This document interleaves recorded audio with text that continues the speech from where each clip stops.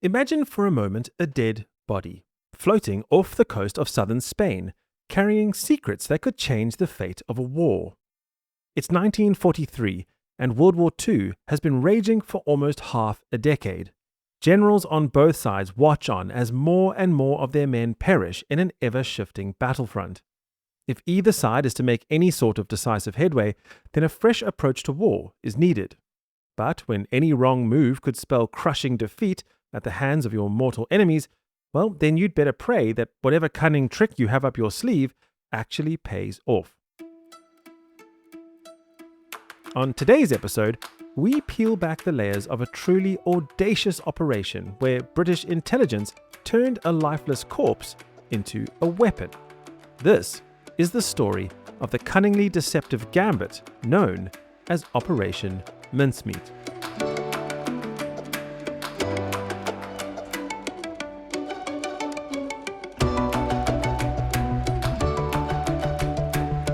These are the strange but true stories from a history of conflict that you never learned about in school. I'm your host, Nick Charlie Key, and this is the wild history of war.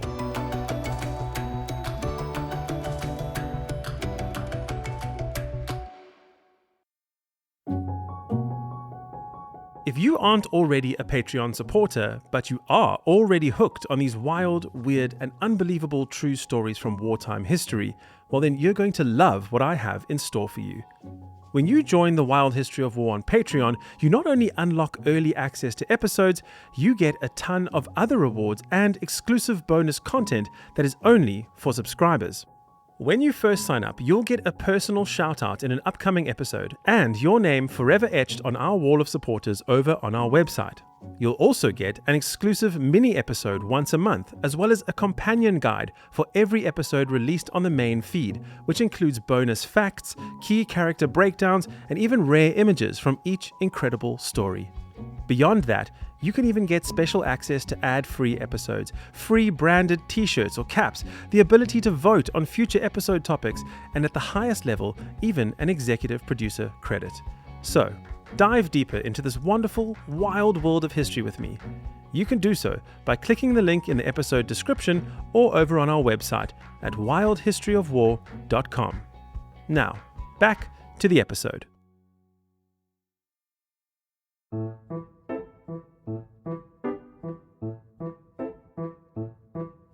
Well, let's rewind to the very start of World War II, still just 1 month into the conflict to be exact, and we will see the exact moment that the seeds of this operation were sown. It's the 29th of September 1939, and the Director of Naval Intelligence, Rear Admiral John Godfrey, circulated a paper amongst his fellow commanders known as the Trout Memo. In this document, he wrote about the idea of using intentional deception as a military strategy, and compared the concept to fly fishing, casting about and seeing what bites. Now, even at this early stage, the thought of British spycraft can only really lead us to one name, a certain Mr. James Bond. And then, maybe it would surprise you to find out that many historians, in fact, attribute this Trout Memo not to Rear Admiral John Godfrey himself, but rather to his personal assistant, writing under the Rear Admiral's name, a certain Lieutenant Commander Ian Fleming, the man who would go on to author none other than the famous 007 spy series. Now, the memo outlined a large number of deceptive tactics that could be used to mislead or scupper the enemy wherever and whenever they could.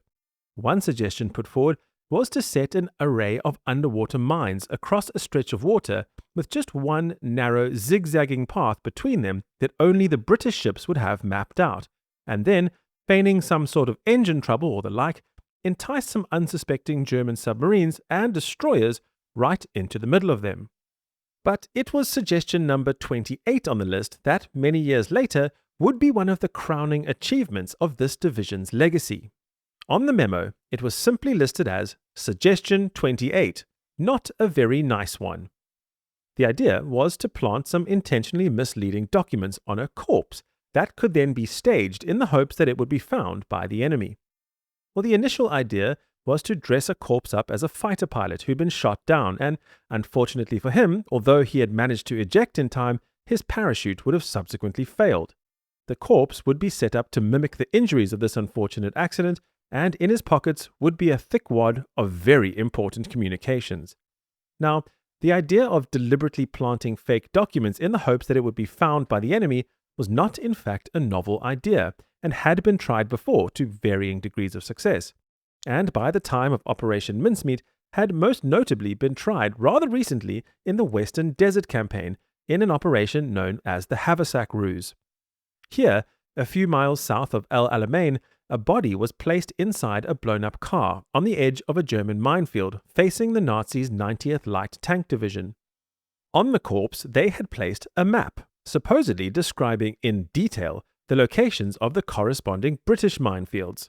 The Germans, patting themselves on the back for having discovered this information, steered well clear of the demarcated zones on this fake map and drove their tanks into the clear zones and directly into some soft sand, where they became stuck, unable to move, and ripe for the picking.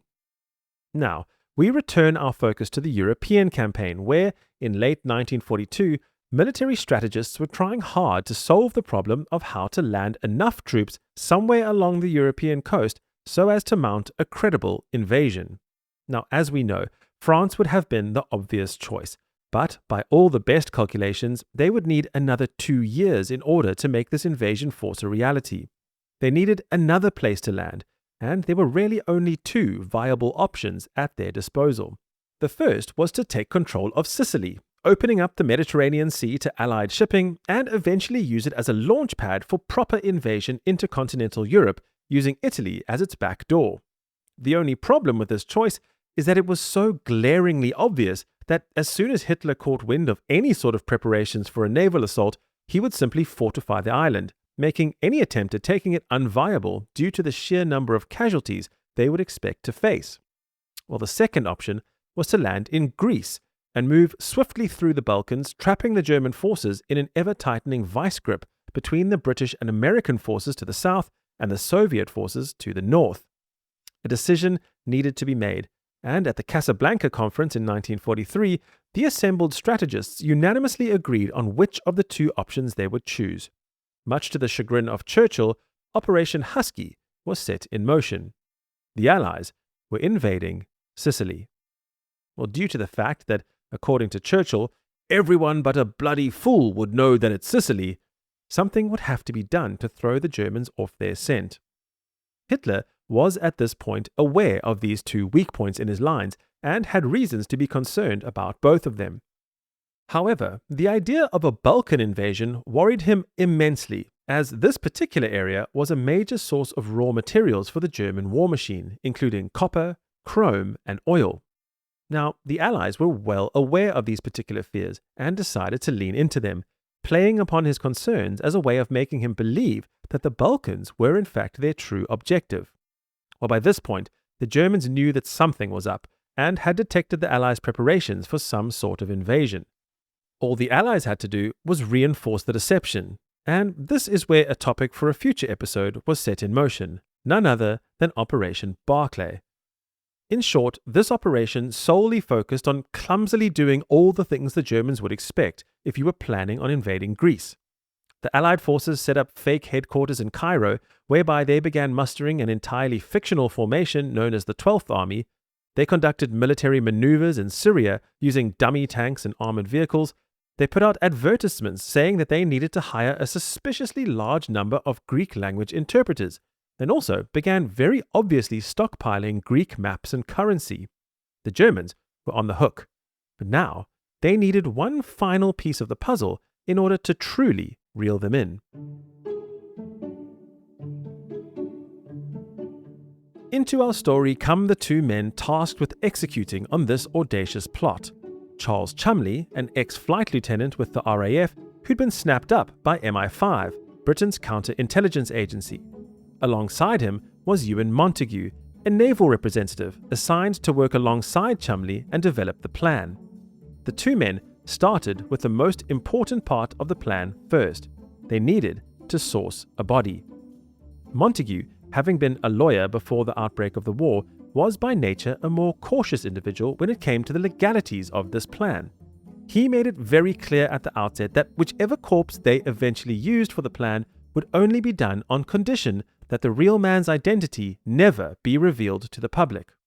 Well, they approached a London coroner by the name of Bentley Purchase, and despite the vast numbers of men dying each day during the war, the legalities of the plot made it all very difficult. Bentley Purchase is recorded as telling them, "I should think bodies are the only commodities not in short supply at the moment. But even with these bodies all over the place, each one of them has to be accounted for." Well, not long after this proclamation, however, Purchase contacted Montague with the news that he had come across a suitable body, that of a homeless man who had died from eating rat poison and who had no living relatives to claim him. The coroner told them he would keep the body in the mortuary freezer at a temperature just cold enough so as not to decompose too quickly, but not so cold that it would cause freezer burn to the skin, something that would be instantly identified by any Spanish or German coroner, causing the entire ruse to collapse. But the body would not last forever, and Cholmondeley and Montague were informed that they had 3 months to make the plan work, and the clock had already started ticking. 6 days later, the two men filed their plan with the military committee, and Operation Mincemeat was underway.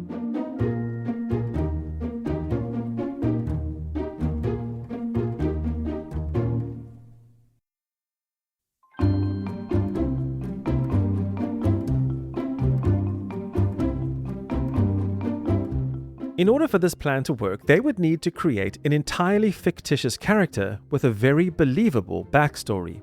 They started with a name and a rank, Captain William Martin of the Royal Marines. And then the fun began. Into his coat pocket, they placed a photograph of the captain's fictional fiancée, a beautiful young woman named Pam. Pam, who agreed to pose for the photograph, was in fact a young MI5 clerk named Jean Leslie. The two men, tapping into their creative side, penned 2 love letters from the fictional Pam, gushing with excitement about their upcoming wedding. And to really seal the deal, they even included a receipt for a diamond engagement ring from a famous Bond Street jeweler. Or there were also letters from the captain's father, a supposedly pompous and pedantic man, a note from their family's lawyer, and a letter from the bank demanding that the fictitious captain please reply with haste to their request for him to settle his outstanding overdraft debt. There was a book of stamps, a silver cross, some cigarettes, matches, a pencil stub, keys, and even a receipt for a new shirt. To further fool the Germans and round out the timeline for the dead man's supposed movements, they even included ticket stubs from a London theatre and a bill for 4 nights' stay at a room at the Naval Club. And for the final piece of the puzzle, they would need to include the fake captain's identity card, complete with his name and photograph. And it was the latter of these 2 prerequisites that would prove the most difficult to achieve. Every time they tried to stage the body for a photo, the end result just very clearly looked like a cadaver. But they would not be deterred and came up with a plan to instead conduct a search for a look-alike for any man who resembled a living version of the now unfortunately dead man. Eventually, they came across a real-life captain this time, named Ronnie Reed, who donned a Royal Marines jacket and posed graciously for their photographs. The likeness on the card was astounding. Of course, there was just one more thing they needed to add to the captain's briefcase before they were finally ready to go, and those were the crucial deception documents. In order for these documents to be believable, they needed to meet 3 clearly outlined criteria. The documents needed to casually but clearly mention the target and the upcoming plans to land in the Balkans. It needed to be carried in an unofficial method of correspondence so as to bypass any sort of suspicion as to why this information hadn't been sent either via diplomatic courier or an encoded signal. And lastly, and I believe most ingeniously, it needed to mention the fact that the Allies were planning on faking an assault on Sicily in order to have the Germans move their forces away from Greece. And for me, this is genius on multiple levels. Not only does it clearly just nullify the elephant in the room that Sicily was the other obvious choice and thereby using it as a double bluff target, but also that when they did in fact end up invading Sicily for real, the Germans would do nothing to stop them, believing that they already knew it was just a supposedly fake assault. It's brilliant. the documents were drawn up with the key part stating the following. We have recent information that the Germans have been reinforcing and strengthening their defenses in Greece and Crete, and the chief of the Imperial General Staff felt that our forces for the assault were insufficient. It was agreed by the chiefs of staff that the 5th Division should be reinforced by 1 brigade group for the assault on the beach south of Cape Araxos, and that a similar reinforcement should be made for the 56th Division at Kalamata. The plan was now well and truly underway. All that was left to determine was the location at which they would deposit the corpse. Initially, they had thought to leave it somewhere along either the French or the Portuguese coastlines, but after consultation with a naval expert on tides and currents, it was determined that the most believable location would be just outside of Huelva in southern Spain. It helped too that there was a known German agent in the town, despite the fact that Spain had declared itself to be nominally neutral in the conflict. The agent was a man known as Adolf Klaus, the son of a German consul operating under the cover story of being an agricultural engineer. Now, he had excellent contacts both back in Germany as well as in the upper echelons of Spain's political and military officials. They knew that if the body and its documents made it into his hands, then the information would surely make its way to the very highest-ranking German commanders.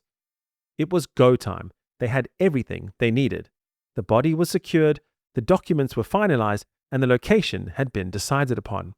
They had originally planned for the body to be the victim of an air disaster, but trying to simulate the accident at sea using flares and loudspeakers just didn't seem believable. So after ruling out seaplanes, battleships, and any other mode of transporting the body, it was finally decided that they would do it via submarine. And so, on the 15th of April, 1943, Winston Churchill himself was informed of the plan and officially sanctioned its deployment. When warned that there was a chance that the Spanish authorities might simply hand the body back without investigating the documents, Churchill simply said, "Well then, in that case, we shall have to get the body back and give it another swim." Now next time, we're going to comb through in fine detail the execution of the plan, the Spanish authorities' handling of the discovery, the German reaction to the deception, and just how the Allies turned it all to their advantage.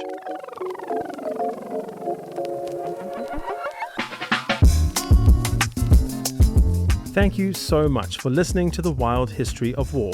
If you enjoyed this episode, please consider leaving a rating and review on Apple Podcasts, Spotify, or wherever you get your podcasts.